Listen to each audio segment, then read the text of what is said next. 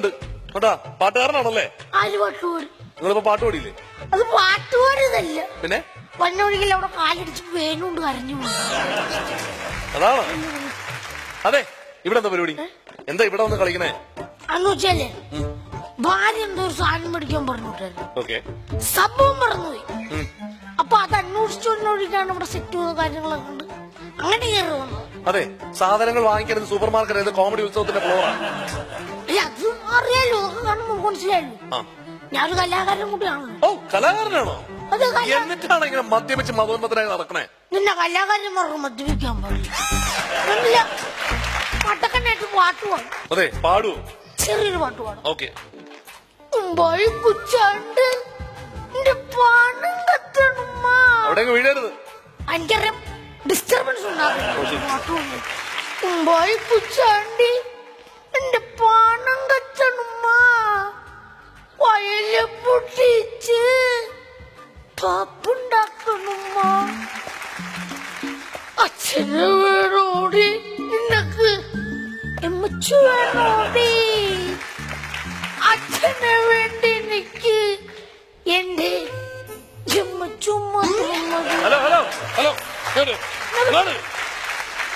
ശ്രദ്ധിക്കണേ.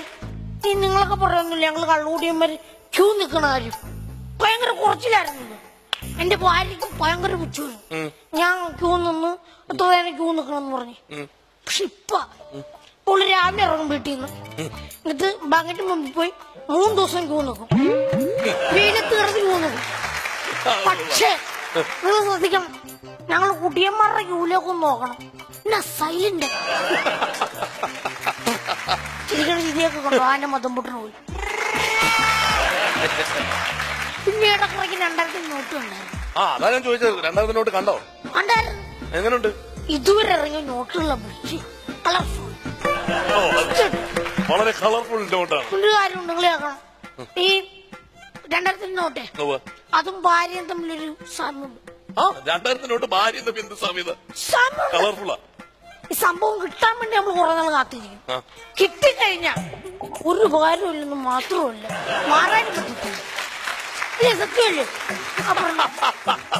വീട്ടിൽ തിരിയാനും മതം മുട്ടി പോലും സെല്ല് നോക്കി ആ പച്ചോട് മുട്ടിച്ചു.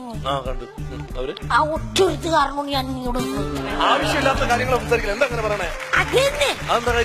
ആ ചേച്ചി എന്ന് പറഞ്ഞു, മോനിങ്ങനെ വെള്ളടിച്ച് നടക്കാണ്ട് ഒരു പെണ്ണൊക്കെ കെട്ട് എന്ന് പറഞ്ഞു. അവരുടെ അപ്പുറത്ത് നല്ല സുന്ദരിയായൊരു ഉണ്ടെന്ന് പറഞ്ഞു. എന്നിട്ട് ഇവരെന്നെ വിളിച്ച് കല്യാണമൊക്കെ ആലോചിച്ച് എന്നിട്ട് ഇവരെന്നെ പിടിച്ച് ഒട്ടം കറങ്ങി 3 പ്രാവശ്യം കറക്കണമല്ലോ. ഒട്ടം കറക്കണം. അന്ന് തുടങ്ങിയ കറക്കുക ഇന്ന് നിന്നിട്ടില്ല. ചേട്ടാ, കുട്ടികളൊക്കെ കണ്ടു വളരുന്നതാണ്. നിങ്ങൾ ഇങ്ങനെയൊന്നും മദ്യപിക്കരുത്. കരപ്പിക്കില്ലേ? ഞാൻ പറഞ്ഞില്ലേ, കുട്ടികൾ അങ്ങനെ കണ്ടതിനകത്ത് വഷളാവും. കുട്ടികളെ സങ്കടം കൊണ്ടിരിക്കും. എന്റെ ഇളയ മോൻ നേരെ വൈകിട്ട് വീട്ടിൽ ചെല്ലുമ്പോ അവൻ കുട്ടിച്ച് മധോന്മതനായി ബെഡേ കിടന്നുറങ്ങും. ഒടുകൊണ്ട് പോലും ഇല്ലാണ്ട്. അയ്യോ, ചേട്ടനെന്നാ ഉപദേശിച്ച് നന്നായിക്കൂടെ? സ്വന്തം മോനല്ലേ? ഈ 3 വയസ്സ് പ്രായമുള്ള മോനൊക്കെ എന്നാ ഉപദേശിക്കണം? പിന്നെ കുടിച്ച് മധോന്മത്തനായി കിടക്കണമെന്ന് പറഞ്ഞേ, പിന്നെ പാല് കുടിച്ച് അവന് കിടന്നുറങ്ങണ്ടല്ലേ ചേച്ചി? ഉണ്ടല്ലേ അവിടെ ഇരിക്കുക, ഉണ്ടാതിരിക്കുക. എല്ലായിരിക്കും കൊണ്ടാ കറുത്തുൾപ്പെട്ടു. എന്റെ അച്ഛൻ മരിച്ചു കിടക്കുവാണ്. അച്ഛൻ മരിച്ചു കിടക്കുവാ. അച്ഛൻ മരിച്ചു കിടക്കുവായിരുന്നു. അച്ഛൻ മരിച്ചു കിടന്നപ്പോ ഞാനിങ്ങനെ കരയുവാണ്. തൂമന്നേച്ചും പറഞ്ഞു, പേടിക്കണ്ട, ഹൈറ്റാണ് കൊണ്ടിരുന്നു. അച്ഛൻ വന്നിച്ചു, അല്ല അച്ഛനെന്ന് അവൻ വന്നിച്ചു എന്റെ തോളത്ത് ഇട്ടിട്ട് പറഞ്ഞു, വിഷമിക്കണ്ട, അച്ഛനെങ്ങും പോയിട്ടില്ല. ആ പറഞ്ഞ എന്റെ കള്ളത്തിലല്ലേ അവൻ പറഞ്ഞു. അവന്റെ ഫ്രണ്ട് മരിച്ചു കിടക്കുന്ന പുള്ളി എങ്ങും പോയിട്ടില്ല. എന്നിട്ട് ശ്രദ്ധിക്കണം, ശ്രദ്ധിക്കണം. എന്നിട്ടേ ഇപ്പം പറയണം, അച്ഛൻ രാത്രി നക്ഷത്രമായ ആകാശത്ത് വന്നു ചിരിക്കുന്നൊക്കെ പറഞ്ഞു. ഞാനത് കേട്ട്, ഞാൻ പാവപ്പെട്ടോണ്ടാണല്ലോ, ഞാനത് കേട്ട് വിശ്വസിച്ചതാ. എന്നിട്ട് ഞാൻ രാത്രി ചെന്ന് മുകളിലേക്ക് ഇങ്ങനെ നോക്കി. ഇപ്പൊ ചിരിച്ചോണ്ട് വെക്കാം 10 രൂപ 10 രൂപ 500. അപ്പൊ അവൻ പറഞ്ഞ അച്ഛൻ ഞാൻ ഒറ്റക്ക് ഓർന്നവനൊന്നല്ലേ അല്ലെന്നില്ല. അവൻ പറഞ്ഞു ഞാൻ പോവാട്ടോ, എന്തേ ഞാൻ എന്താ പോണ വിട്ടത് അല്ല സംഭവം നീ ഒന്നും പറയല്ലേ സംഭവം പിടി കിട്ടി. എന്ത് പിടി അല്ല ഭാര്യ മേടിക്കാൻ പറഞ്ഞു. ഭാര്യ മേടിക്കാൻ പറഞ്ഞ സാധനം കിട്ടിയോ? ഭാര്യ മേടിക്കാൻ പറഞ്ഞു. അതെങ്ങനെ പെട്ടെന്ന് കിട്ടി? പട്ടി ബിസ്ക്കറ്റ് ആയിരുന്നു മേടിക്കാൻ. അതെങ്ങനെ പെട്ടെന്ന് കിട്ടിയതെങ്ങനെ? പട്ടി ബിസ്ക്കറ്റ് അതെ ഞങ്ങളുടെ വീട്ടിലെ പട്ടി ജിംബ്രു അവൻ ചിരിക്കുന്ന അതേ ശരിയാണ് ചേട്ടൻ ചിരിപ്പിച്ചത്. അവളും കാര്യം പിടി കിട്ടി. ഞാനും മിണ്ടാളും ആ 40 പേരും കോട്ടൺ മേടിച്ച് ഷെർട്ടടിച്ച് കോട്ടൺ മേടിച്ച് ഷെർട്ടടിച്ച്. ഒരു പ്രത്യേകതയുണ്ട് ഇന്ന് ആദർശ് ഇവിടെ വന്നതിന്. കാരണം എന്താ അറിയോ? ആദർശിനെ കണ്ടെത്തിയ ആൾ ഇവിടെ തന്നെ ഇരിപ്പുണ്ട്. ആദർശിനെ അഭിനയിപ്പിച്ച ആളതാ അവിടെ ഇരിപ്പുണ്ട്.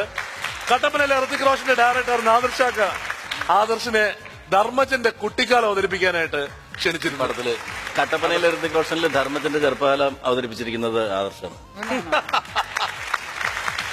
അപ്പോ ഏതാണ്ടാ ലുക്കില്ലേ? കറക്റ്റ് ലുക്കിന് കണ്ടുപിടിച്ചല്ലോ. എങ്ങനെ കിട്ടി? അല്ല ഇതുപോലെ തന്നെ ഒരു സ്റ്റേജിൽ നിന്ന് സ്റ്റേജ് പെർഫോമൻസ് കണ്ടിട്ട് എന്റെ അടുത്ത് വിഷ്ണു ഇല്ലേ, വിഷ്ണു ഉണ്ണികൃഷ്ണൻ നായകൻ, അവനാണ് പറഞ്ഞത് ധർമ്മജന്റെ ചെറുപ്പകാലം അഭിനയിക്കാൻ പറ്റിയൊരു പയ്യൻ അവിടെ ഉണ്ട്. വന്നു കഴിഞ്ഞപ്പോ തന്നെ എനിക്ക് തോന്നി. പിന്നെ ഒറ്റ പ്രശ്നം എന്ന് വെച്ചാൽ എനിക്ക് ധർമ്മജനേക്കാൾ മെച്യൂരിറ്റി ഇതിനുണ്ടായിരുന്നൊരു സംശയം. Everyone, please. Others, Bob.